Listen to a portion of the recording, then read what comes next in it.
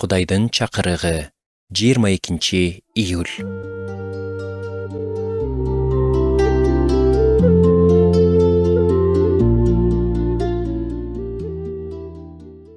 Жусуптун окуясын окуп жатып, анын жашоосунун багытын толугу менен өзгөрткөн окуялар жөнүндө билебиз. Ошол учурларда Кудай анын жанында жоктой же эч нерсе кылбай жаткандай сезилет. Башталыш китебинин 37-бөлүмүнүн 36-аятында мындай деп жазылган. Мидиандыктар болсо аны фараондун сарай кызматчысы, сакчылардын башчысы Патипарга сатып жиберишти. Башаламандык. Бирок дал ошол учурда Кудай көзгө көрүнбөгөн түрдө алдыда боло турган нерселерди даярдап жаткан эле. Кудай дайыма бир нерсе жасап жатат.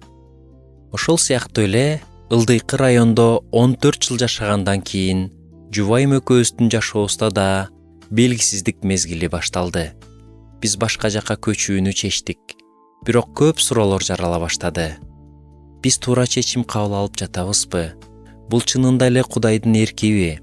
Ошол эле учурда бизди бул жерге Кудай өзү алып келгенине ишенчүбүз.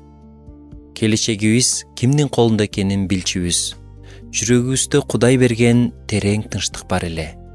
Эми алдыда эмне болоорун билбегендик бизди коркутпай койгон жок.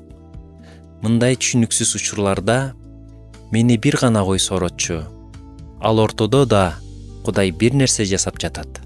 Мен ал көзгө көрүнбөгөн түрдө кийинки кадамдарды даярдап жатканына ишенчимин.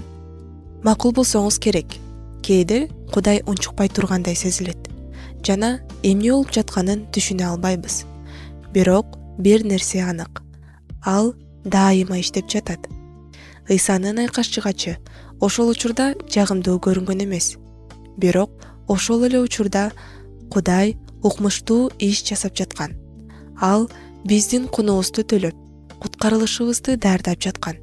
Анткени ал бизди сүйгөн. 3-күнү күнү Ыйса тирилип, бизге куткарылуу тартуулады. Ошентип, ал бизге Кудайдын ал ортодо аткарып жаткан иши дайыма жемишин берерин көрсөттү.